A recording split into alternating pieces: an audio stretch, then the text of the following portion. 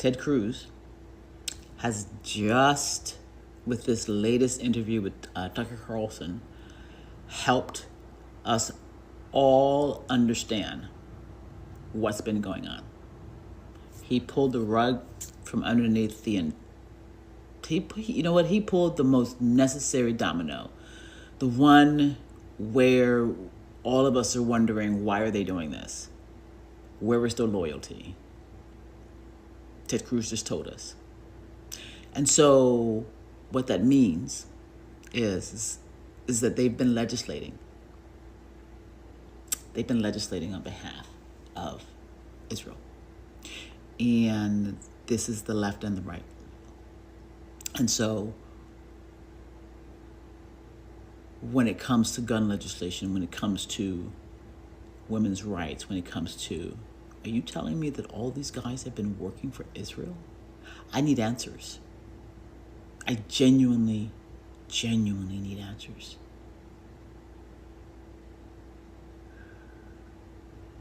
And I think Candace, Tucker, Ian, Dave, all these guys are going to give us, Abby, Anna, a few more folks on CNN that I've been seeing who have been keeping things straight.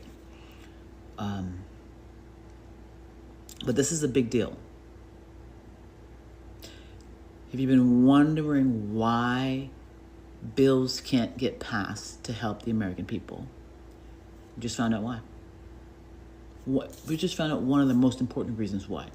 We have legislators who come to Congress before they're even in office with the intent of working for Israel. So that, I think, can explain why they don't really seem to care about our economy, too.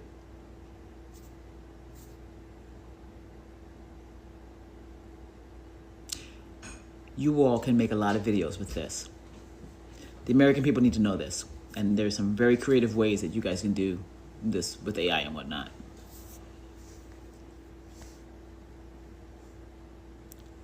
I want to scream so loud right now.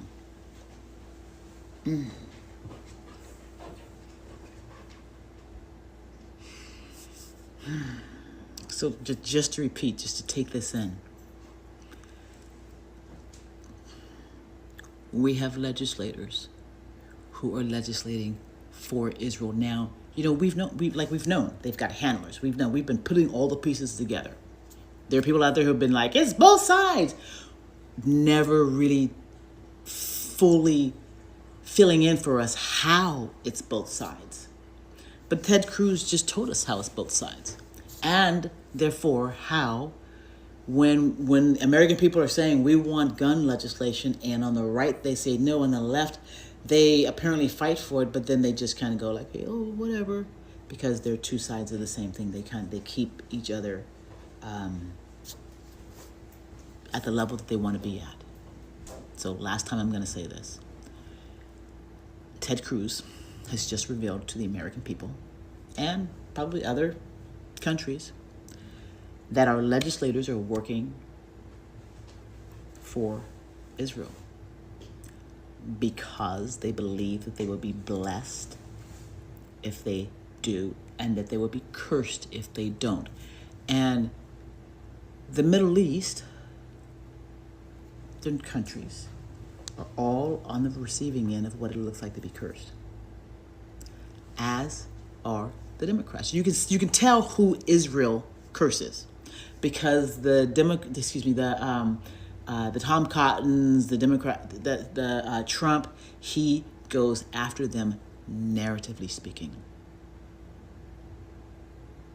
All right, guys, I can't wait to wake up tomorrow and see what you guys do. More of this. Where does my support for Israel come from? Number one, because biblically we're commanded to support Israel. But number two... Hold on. I'm not holding on. Hold on. You're a senator, and now you're throwing out theology, and I am a Christian, and I am allowed to weigh in on this. We are commanded as Christians to support the government of Israel? we are commanded to support Israel. And we're What does that told, mean, Israel? We're told those who bless Israel will be blessed. But what, hold on, define Israel. This is important. Are you kidding? This is a majority Christian country. Define Israel? Do you not know what Israel is? That would be the country you've asked like 49 questions about. So that's what Genesis, that's what God is talking about. The nation of Israel, yes. And so is that the current borders, the current leadership? He's talking about the political entity called Israel? He's talking about the nation of Israel. Yeah, nations exist, and he's discussing a nation. A nation was the people of Israel. Is the nation They're the God's descendants of referring Abraham. to in Genesis, is that the same as the country run by Benjamin Netanyahu right now? Yes. It is. And I'm really happy he said that, because when you hear it, you realize how ridiculous it sounds. Even if you're not following a theology, if you don't identify as a Christian, you realize that you have a senator that is sitting across saying that his number one reason, he didn't say one of the reasons, he said my number one reason that I support Israel is because the Bible commands me to do so. And just so you know, the Bible does not command, and this is what Tucker Carlson is getting to in that clip, it absolutely does not command you to support the modern state of Israel. Like Genesis is pointing to the modern 1948 created state of Israel, and you must support it despite the fact that it is very much involved in what can only be described as demonic behavior since its creation, right? And so you're going to ignore every other biblical passage. You're going to misinterpret this one. It's a dispensationalist heresy, which was factually funded by the World Zionist Congress. And we can do another episode on that as I present to you guys all of the evidence that what it guided the notations. This really stems from the Schofield Bible, the heresy of the Schofield Bible. Schofield himself was an absolute fraud, who got funded and was overseas and alleges that he wrote all of these notes in the Bible and is telling people how to read their Bibles. The first time that notations were put underneath the passages. So this is what Genesis says, and this is what it means. And this is how this heresy arrived in America. Then somehow this guy is able to, becomes the most printed book, and Oxford Press gets behind it because like a random pastor. You get the idea here. It was very much a funded effort to have Christians misunderstand the Bible. And Ted Cruz is one of these Christians. Ted Cruz is probably going to be in a very good place in heaven of Gentiles. But I don't wish anything bad to any other Gentile. They have free will, they can be righteous, they can be wicked, they have heaven, they have hell. They choose their destiny. Like this guy, Ted Cruz. Ted Cruz is probably going to be in a very good place in heaven of Gentiles. Every one of his speeches was pro-Israel, pro-Jewish people, anti-evil people. He has a decent mind, this guy. By the way, always talk to the point. Unlike these Vance and other things around Trump, Tucker and the rest of the fools, one day they're on the right side, the next day they're on the opposite side. Someone has a fantastic video in the making, a compilation of the look in all of our faces when we heard Ted Cruz say that. No lies detected, Mariah. Listen, what this tells, but this is. Can I talk this morning? This is data for all of us.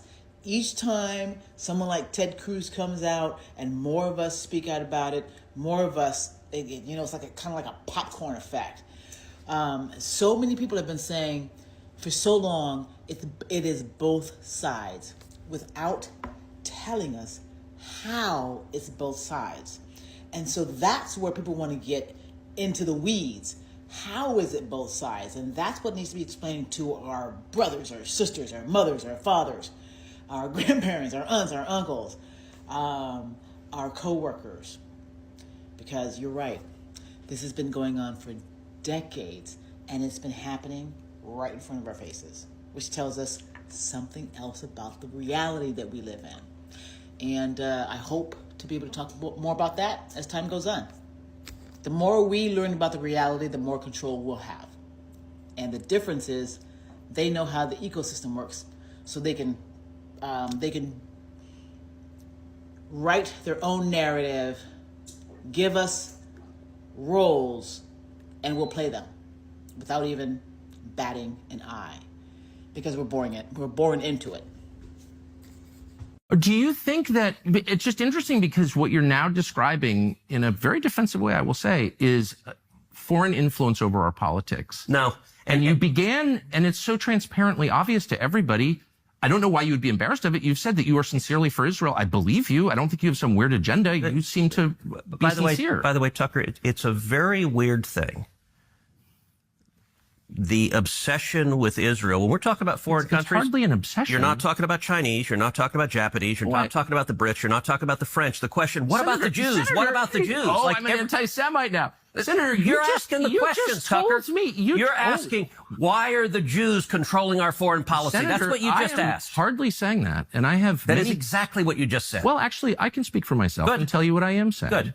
On behalf not simply of myself, but of my many Jewish friends who would have the same questions, which is to what extent, and it's interesting you're trying to derail my questions by calling me an anti-Semite, which you are. I did not. Of course you are. And rather than be honorable enough to say it right to my face, you are in a sleazy feline way implying it, or just asking questions about the Jews. I'm not asking questions about the Jews.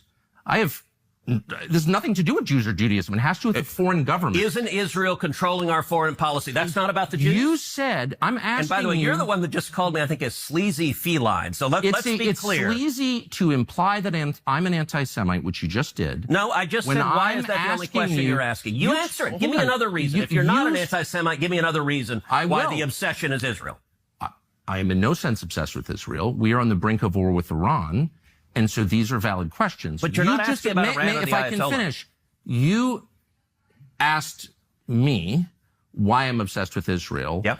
3 minutes after telling me that when you first ran for Congress, you elucidated one of your main goals, which is to defend Israel. Yes. And I'm the one who's obsessed with Israel. I don't see a lawmaker's job as defending the interests of a foreign government, period. Okay. Any government, including the ones that my ancestors come from. So that's my position. That does not make me an anti-Semite. And shame on you for suggesting otherwise. And I mean that. And that's low, and you know it's low. So why don't you just answer my questions I'll answer in a straightforward, rational way? You certainly have the IQ to do it.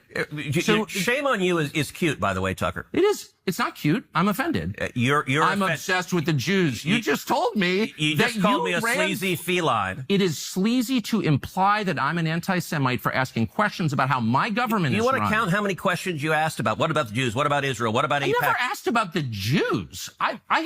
This has nothing to do with the Jews, whatever that means. This has to do with a foreign government. And once again, shame on you for conflating the two. They have nothing to do with each other. I'm talking about the influence of Israel and Jews have nothing to do with each other?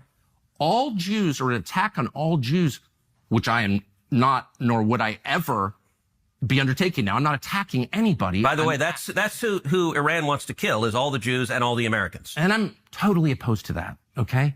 But now, because except you don't want to do anything about it. Decisions need to be made. We can talk about those decisions. And I plan to. Good.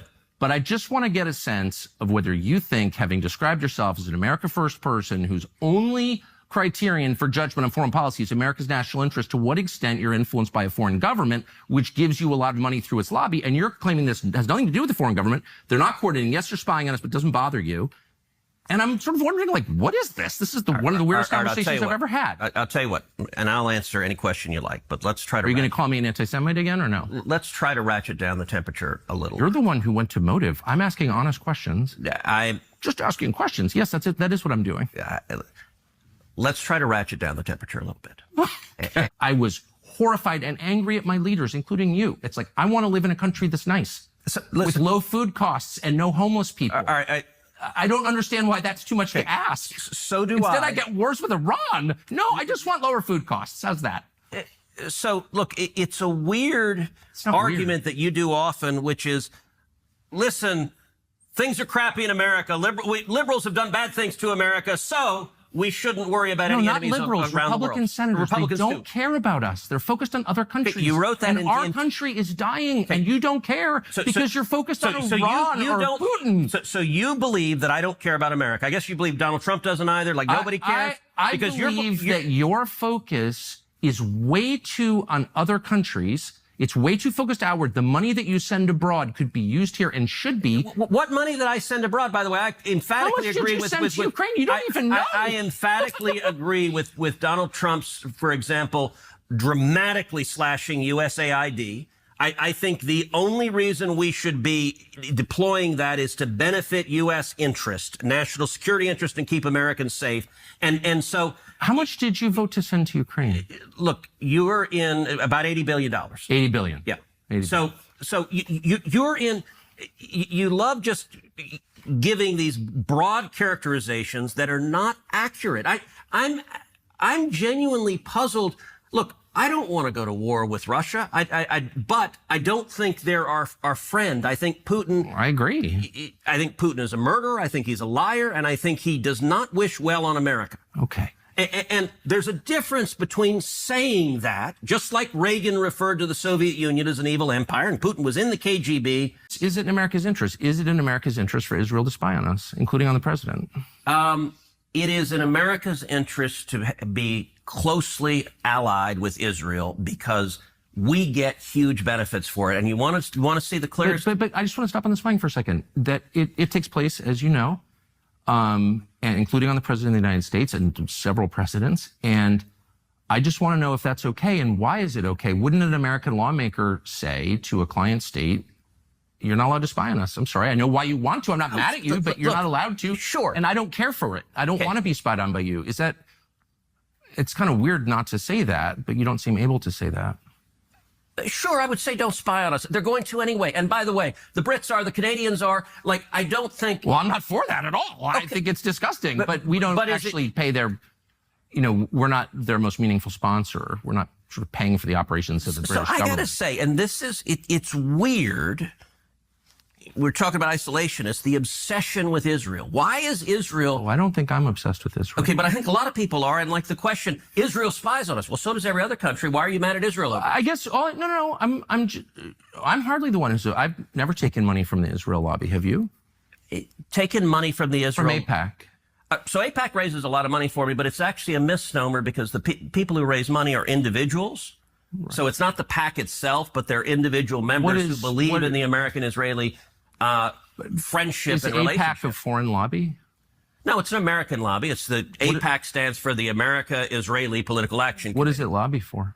So, to be honest, not a whole lot effectively. Listen, I came into Congress 13 years ago with the stated intention of being the leading defender of Israel in the United States Senate. Great. And I've worked every day to do that.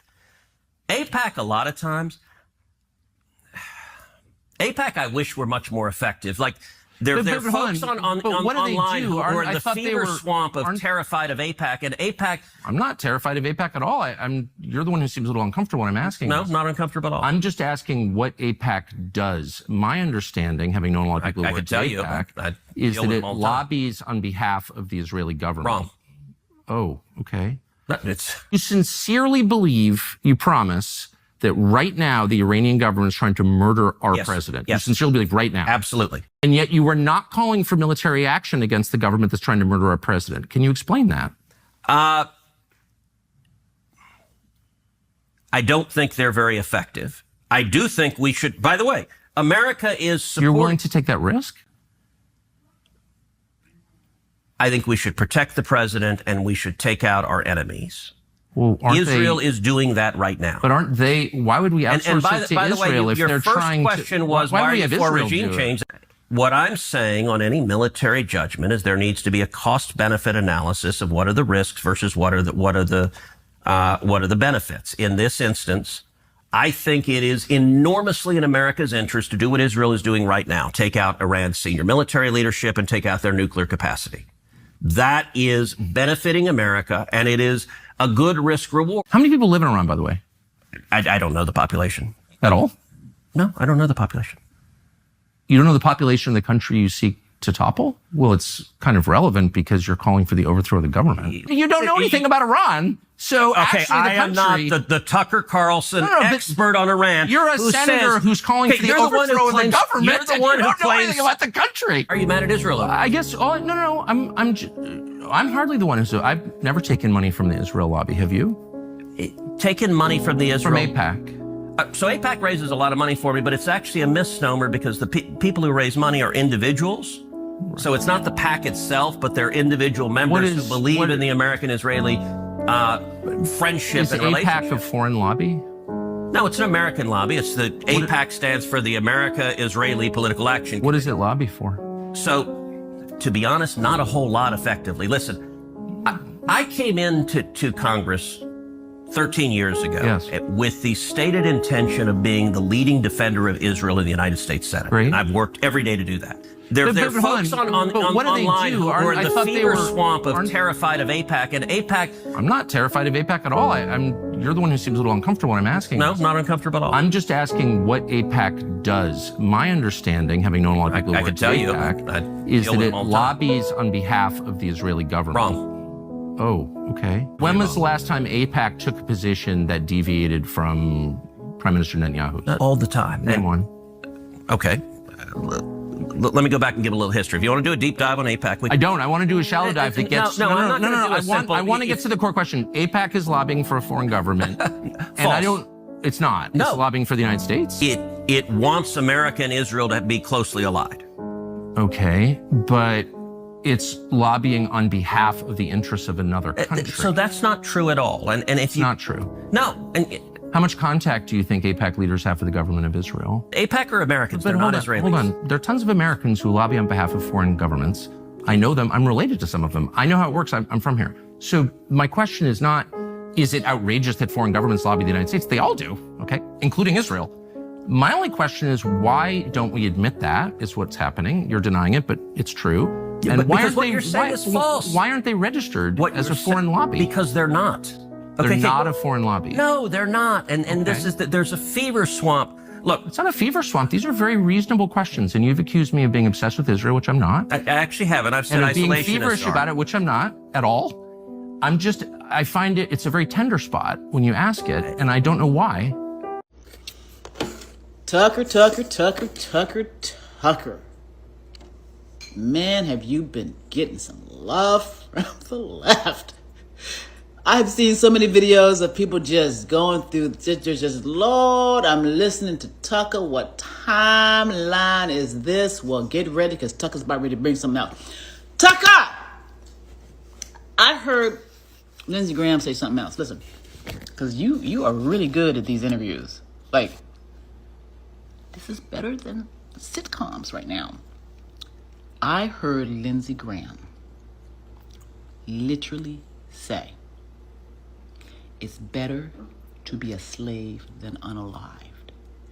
We need you with your superb interviewing skills to find out for us what that means. And I don't want to find out what that means when it happens. Like we want some foresight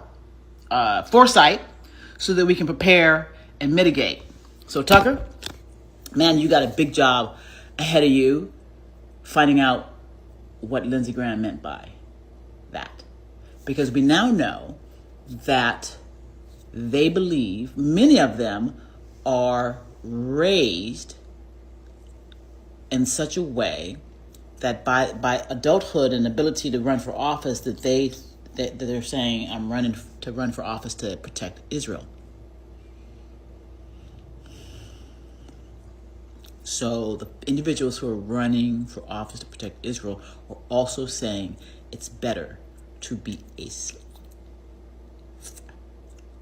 than unalived. I got a whole lot of black people and just people across the globe who will say different. Lindsey Graham. What are y'all hiding? What do you all know that we need to know to defend ourselves? I suspect that I know because, like Tucker, I've had an experience with something that attacked me and tried to take me. And I placed my attention on the light of the light of the light of the light. And it left.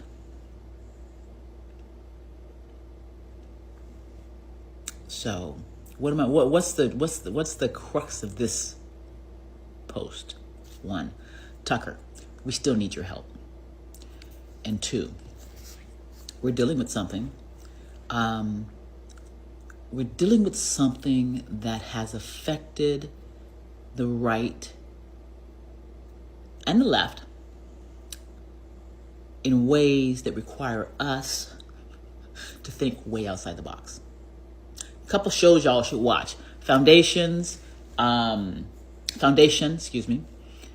Discovery, Star Trek Discovery. Season 2 falls right in line with a reading that I got about a red angel and me looking like the red angel, or the red angel looking like me. That was in 1992. The individual who gave me the reading went to Hollywood. What else? So it's like Tucker.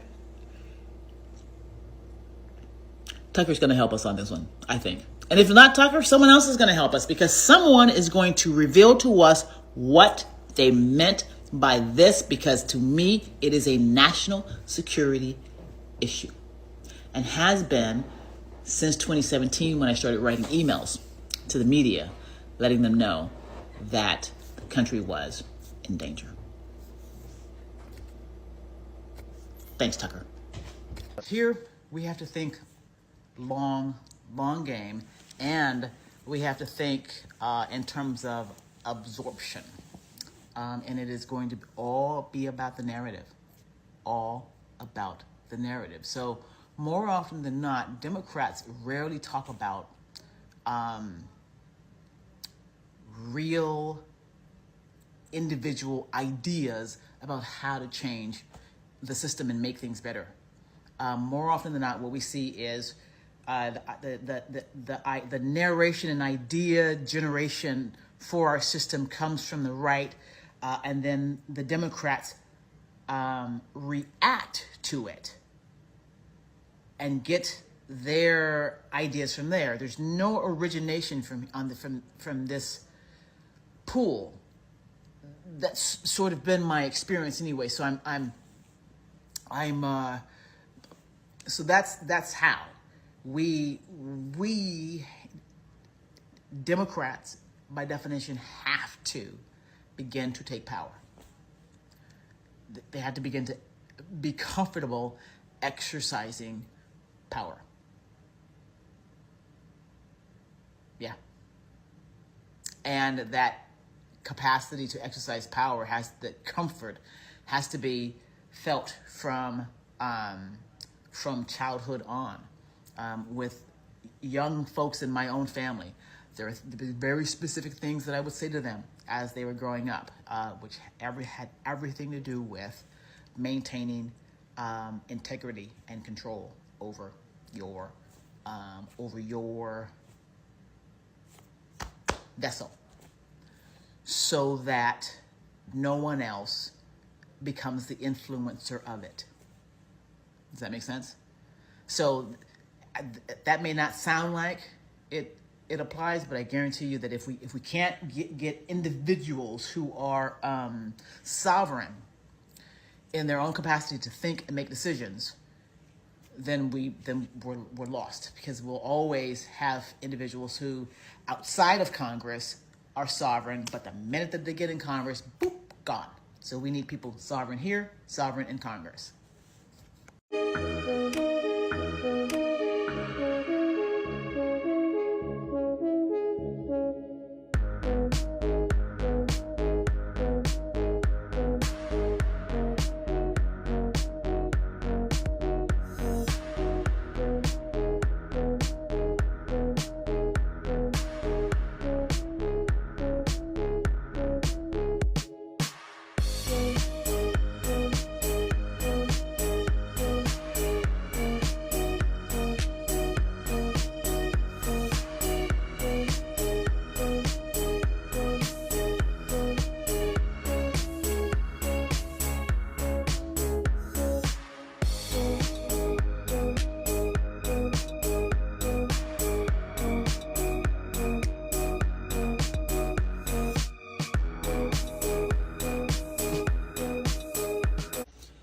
Yes, we are.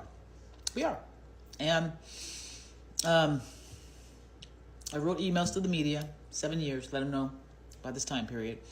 And one of the things that I wrote about was this. I literally wrote and I said, whatever this force is, it's already here. And so we must contend with that. And contending with that means making new deals. When we're awake, and what that means is Americans must wake up, and we cannot go back to sleep. Another thing that I wrote in the emails, that we, Americans, and really humanity, because if Israel doesn't have that deal with us, they're going to attempt to have it with someone. And so they seem to be a part of the ecosystem. And being a part of the ecosystem, the way that I'm viewing this is it's like we're runts. We're the runts in the ecosystem. We're waking up and we are exercising and figuring out our role. Part of our role in a reality-based ecosystem is that we have to have a narrative.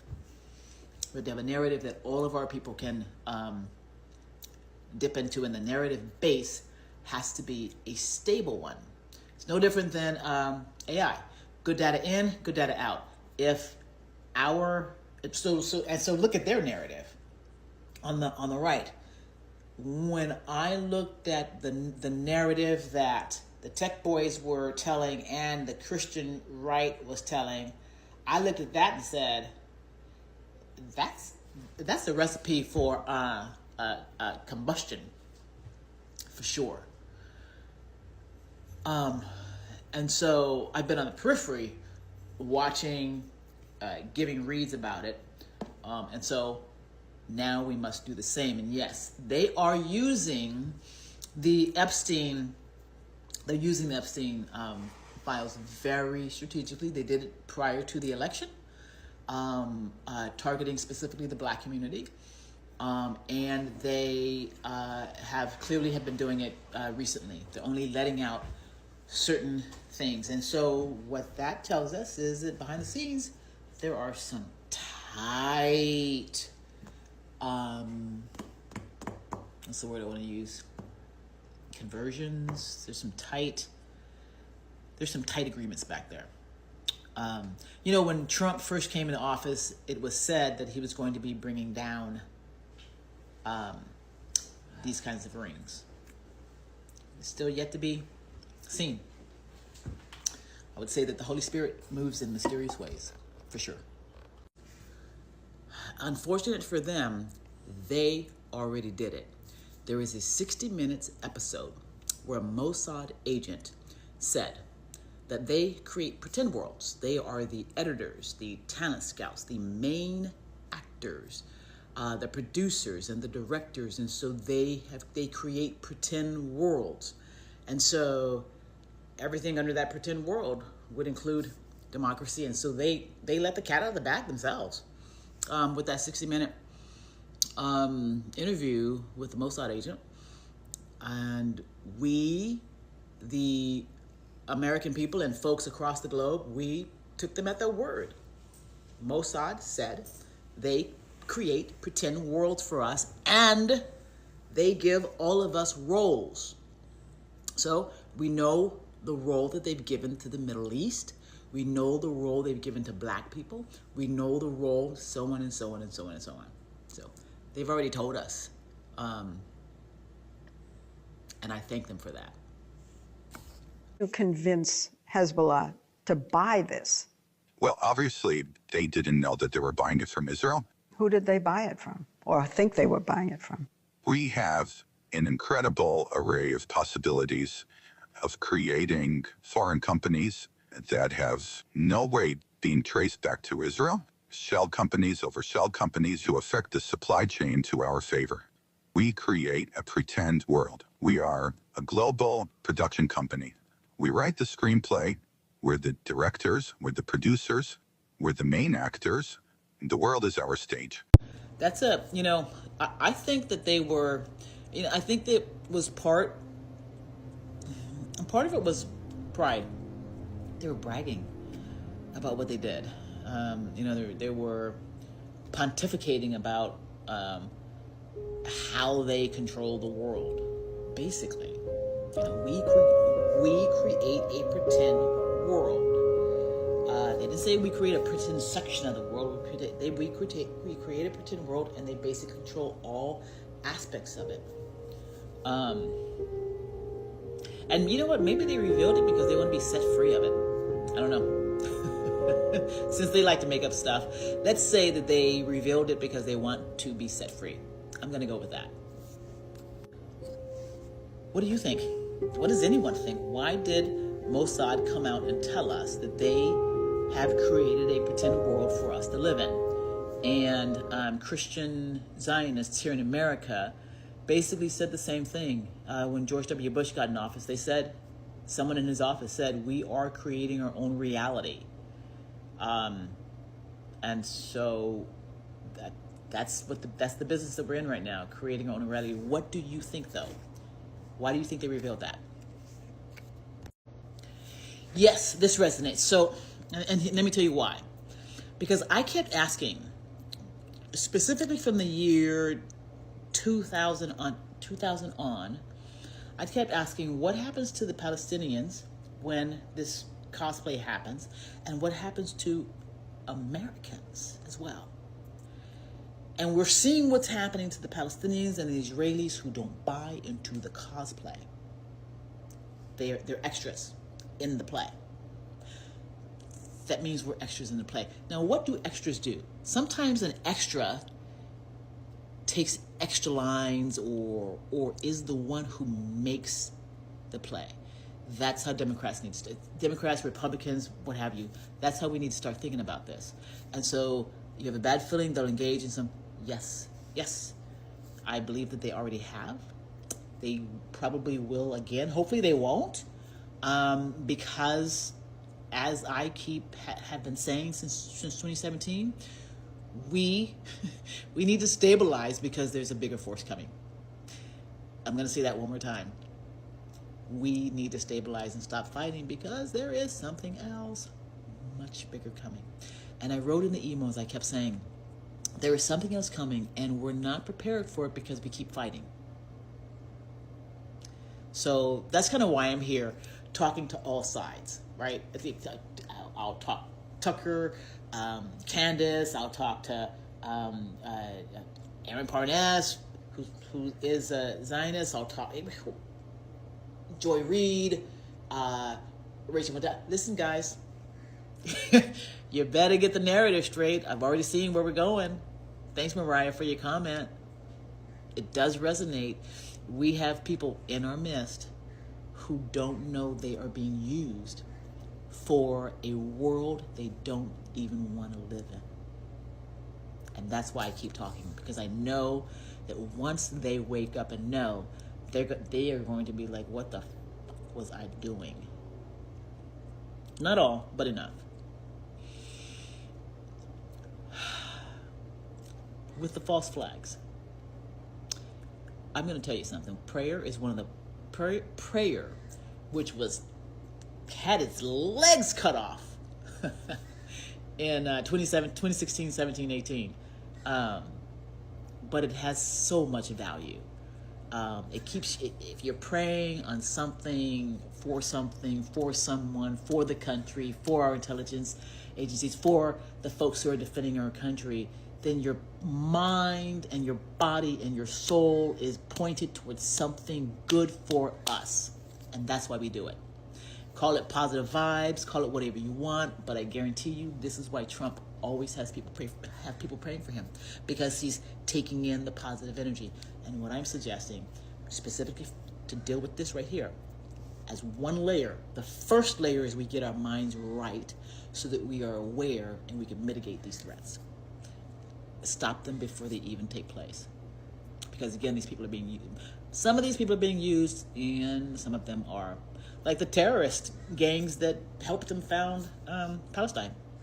There could be some folks like that in America. And if I'm wrong, I want to make a video that says I'm wrong about this. Would love to.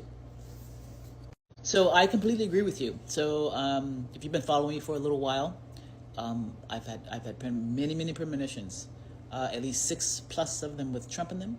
And in one of the last ones that I had, there was what can only be termed as a super intelligence behind him that had zero concern for humans. I wrote all of this to the media. They could have mitigated all that we're experiencing. They could have trained people to be prepared for this. And so, yes, they too are subject to principalities and powers in high places. Agreed. Mossad, whatever this energy is behind Trump that I had the premonition of, that is what we're interfacing with. And we can't go to sleep. We cannot go to sleep with them acting the way they're acting, because I've had premonitions of where they will take us, and it is not good.